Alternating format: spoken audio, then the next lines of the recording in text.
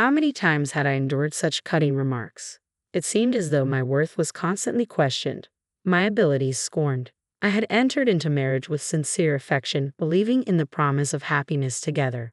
But as time wore on, that love faded into the ether. Instead, my husband's authoritative demeanor grew more pronounced with each passing day, burdening me even with the care of his own mother. I found myself teetering on the precipice of both physical and emotional exhaustion. If this trajectory persisted, I feared for my sanity. Yet in my darkest moment, an unexpected beacon of support emerged. My own mother-in-law, the very person whose care had become an additional weight on my shoulders. I'm happy to rewrite it for you. My name's Mary Wagner, and I'm 30 years old. After finishing university, I landed a job at a publishing company. However, I bid farewell to my career upon tying the knot, embracing the role of a full-time housewife. Friends often express their envy, assuming I must lead a charmed life. How fortunate you are to be a homemaker. Your husband must be quite successful, they remark. But the truth is, my married life lacks the joy they envision. In fact, it feels more akin to a descent into the depths of despair. The root cause of my unhappiness. My husband Jack. Our paths crossed in the workplace, and after 2 years of courtship, we exchanged vows. Jack, 3 years my senior, possessed a reserved demeanor, and we weren't exactly the epitome of affectionate partners. Nonetheless, I was drawn to his steadfast sense of self and mature demeanor. I envisioned a tranquil, content life together. That was my hope, at least. Once we exchanged vows, Jack's demeanor underwent a stark transformation. Frankly put, he adopted a patriarchal stance. I came to this realization mere days into our marriage. At Jack's behest, I embraced the role of a full-time homemaker, throwing myself into domestic duties from the onset of our union. On that particular evening, I diligently prepared dinner, eagerly awaiting Jack's return. He arrived home a tad after 7 p.m. Upon surveying the meal laid out before him, his voice erupted with dissatisfaction. "What's this?" he barked. "It's a casserole with salad and a side of soup," I responded hesitantly. "Don't toy with me. If you're catering to your weary husband, it ought to be a lavish spread. Your past successes are no excuse. How can you falter at such basic tasks? You're utterly incompetent as a woman, utterly." "You could have said that differently," I murmur, my troubled expression met with Jack's glare. Suddenly, he hurls the dish of salad to the floor. A startled scream escapes my lips. "What? It's because you, as my wife, can't even manage the basics, isn't it?" Jack interjects sharply. "I made my expectations clear. There's no need to disrespect the food like that." "Shut up. Instead of making excuses, use that deficient brain of yours to consider how to better fulfill your role as my wife, you fool." It's the first time I've been called that. Sure, I've faced reprimands from my parents, arguments with my brother and friends, but never have I been subjected to such cruelty, especially from the man I love.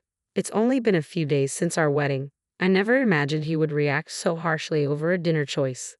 Nevertheless, as a housewife, I remain financially reliant on him. I can't risk defying my husband.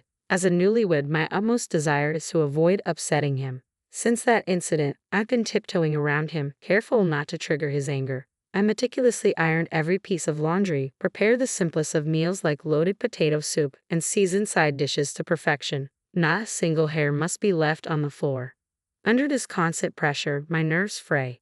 Yet his patriarchal control only tightens. "There's a crease in this shirt sleeve. Can't you see?" he berates. "I am sorry. I'll iron it right away," I stammer. "I'm already running late for work."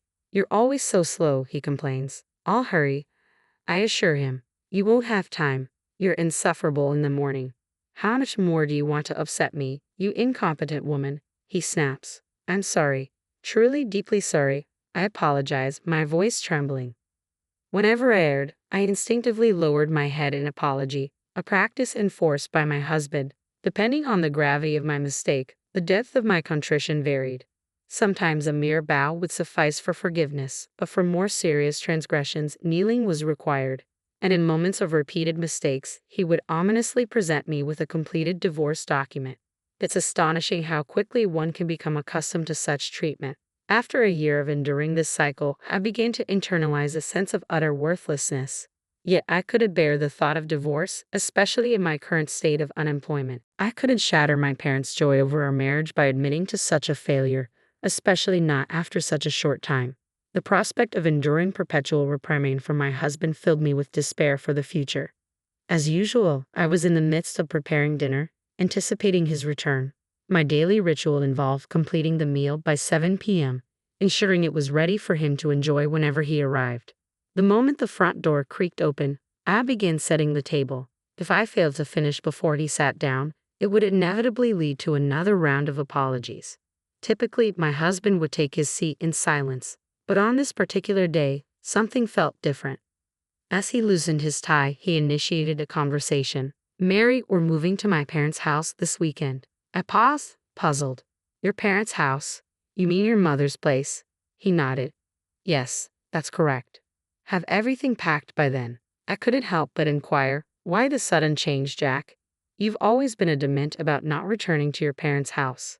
His icy stare silenced my probing, and after a momentary pause, he spoke. "My mother had a fall, and living independently has become too challenging for her." My concern surged. "We should go to her immediately. She's been in the hospital for a week. We'll move once she's discharged this weekend," he explained. "I understand now," I replied quietly. "But why the sudden change? You've always resisted returning to your parents' home." "Can you guess why?" he remarked with a chilling edge. "I can't deny the allure of potential inheritance," he confessed, his tone betraying a hint of satisfaction. "You see, my father was an ordinary man, but my mother's family is wealthy. She has a substantial amount of money." "What does that have to do with her current situation?" I questioned. His lips curled into a calculating smile. "If I play the devoted son during this ordeal, perhaps I'll be in line for a significant inheritance. If we, as a couple, rush to her side, I'm confident she'll be inclined to bestow the entire inheritance upon us." "Isn't that a bit disrespectful?" I dared to question. "Shut up. You're being supported by me, so just listen quietly," he retorted sharply. "I am sorry," I stammered, cowed by his outburst. The air was thick with tension as his words echoed in the room, leaving me feeling small and powerless. Instinctively, I offered my usual apology. With a triumphant air, he declared, "Listen, from now on, you'll be taking care of my mother. You'll work as a maid in my parents' house for the rest of your life." I faltered at his words. Is that what you mean?" I ventured to ask, but he cut me off sharply. "Don't argue. Who do you think is providing for your current lifestyle? It's all thanks to me, isn't it? Depending on how well you care for my mother, our inheritance could be affected. So don't neglect your duties. Understand?" Pressured to respond, I murmured softly, "Yes." His satisfaction evident, he flashed a smug smile before beginning his meal. Forcing me into the role of caregiver solely for the sake of his mother's inheritance, my husband doesn't regard me as his wife. To him, I'm merely a housemaid. Though I was aware of this truth, hearing it explicitly was a jolt to my senses. Yet I lacked the courage to challenge him. In a way, I felt as though I had been brainwashed, my own aspirations erased. The following day, following my husband's orders, I started packing our belongings. A week later, as directed by him, we relocated to my mother-in-law's residence, coinciding with her discharge from the hospital. On the day of her discharge, Jack didn't show up at the hospital, citing work obligations. Consequently, I was the one accompanying my mother-in-law home. During our journey back, she offered an apology. "Mary, I'm truly sorry. It's because of me that you're going through all of this. Don't worry about it. As a housewife, if I can lend you support while being at home, then nothing could be more important." I reassured her. "Thank you. But are you not bothered by how sudden this all is?" she inquired. "Well, the packing was a bit rushed, I suppose," I admitted. "I can imagine. Even I was taken aback by Jack's decision to move in with us. I wonder what prompted him to do this so abruptly." "Mary, have you heard anything?" she pressed. "No, I haven't heard anything," I replied softly. It wasn't surprising that my mother-in-law found the situation peculiar. Jack had always harbored a dislike for her, often expressing his grievances with remarks like, "She's a nuisance and I'd rather not be around her." Yet he swiftly moved in with her upon her hospitalization, driven by the prospect of her inheritance. To be honest, I was startled by Jack's sudden change in behavior. However, I couldn't bring myself to disclose the truth to my mother-in-law. Striving to maintain composure, I concealed my inner turmoil. Thus began my life as a caregiver, navigating the unfamiliar responsibilities alongside the household chores in the spacious family home. Even amidst our return to his parents' residence, Jack's domineering demeanor remained unchanged, subjecting me to verbal abuse almost daily. In my mother-in-law's absence, there was no respite from the demands of housekeeping and caregiving, and my days were consumed with ceaseless activity from dawn till dusk. This routine persisted for about a month until one day, while I was attending to my mother-in-law's needs, she expressed her concern. "Mary, have you lost weight again?" "No, no, please don't worry about it, Mother," I reassured her. "Are you certain? I noticed the same thing when you first moved in. You seemed much more fatigued compared to when you were newlywed," she remarked. She was correct. Over the course of our year and a half of marriage, I had shed 15 pounds. It wasn't due to skipping meals, but rather a diminished appetite and a lack of leisurely dining time. My mother-in-law discerned the changes in me, ones that even Jack hadn't noticed. Simply that acknowledgement eased some of my loneliness. Wanting to alleviate her concerns, I mustered a smile. "Don't fret over me, Mother. Just sharing these conversations with you each day brings me joy. Mary, let's steer away from this gloomy talk. Shall I attend to your other hand, Mother?" I suggested, attempting to lighten the mood. "Oh yes, please," she responded. Just as I began to assist her, my phone abruptly rang. "It seems to be Jack," my mother-in-law observed, causing my body to stiffen. Jack insisted I answer his calls promptly. However, with a wet towel in hand, I couldn't respond immediately. Yet I knew any delay would provoke his anger. Utilizing my elbow, I managed to tap the answer button and switched the call to speaker. "Hello," I greeted hesitantly. Instantly, a barrage of angry shouts erupted from the other end of the line. "Hey, don't play games. Why did you answer immediately?" Jack demanded furiously. I'm sorry. I was a bit preoccupied," I stammered, bracing myself for his wrath. "What? A maid should answer on the first ring. But I was occupied and couldn't," I explained. "Didn't I always tell you not to talk back? You're so frustrating. Why are you so incapable?" Jack's voice seethed with anger. I'm sorry," I apologized meekly. "Are you ensuring the old lady is properly cared for? The inheritance hinges on your performance. Do you understand?" he pressed. Being humiliated in front of my mother-in-law filled me with shame. Jack continued to hurl insults, branding me incompetent and bothersome before abruptly ending the call. Following Jack's tirade, a weighty silence engulfed the room. It was my mother-in-law who broke it. "Mary, was that Jack? Does he always speak to you like that?" Yes, but it's my fault. I am incompetent," I admitted quietly. "What nonsense is that? You're such a kind and wonderful girl, Mary," she reassured me with sincerity. "Mom, I can't ignore this, Mary. It's time to take a stand." Huh. My mother-in-law then proposed a plan. Following her lead, I gathered all of Jack's belongings and deposited them in the yard before locking the front door. Together, we awaited Jack's return. Several hours passed before we heard noises from the entrance. It was likely Jack, but the locked door remained impassable. Ignoring the intercom's persistent chimes, I followed my mother-in-law's instructions. Eventually, my phone began to ring. It was Jack. Switching the call to speaker, I answered, "Hello." He began shouting immediately, "Hey, stop playing games. Open the front door this instant." "I can't do that." "What? What do you mean?" "This is your mother's directive."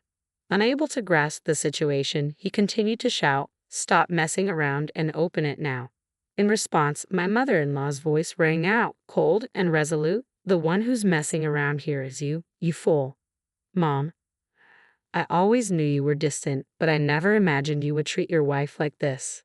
"No, that's not. I sensed something was amiss when you suddenly moved in to exploit your wife and rely on inheritance.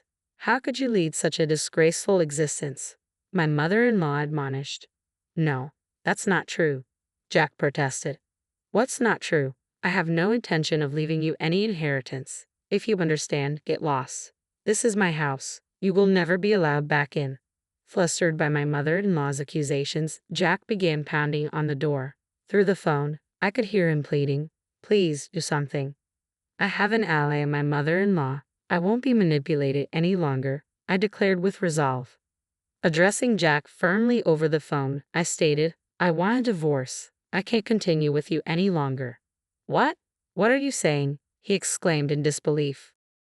"Enough. I refuse to remain married to a man like you any longer.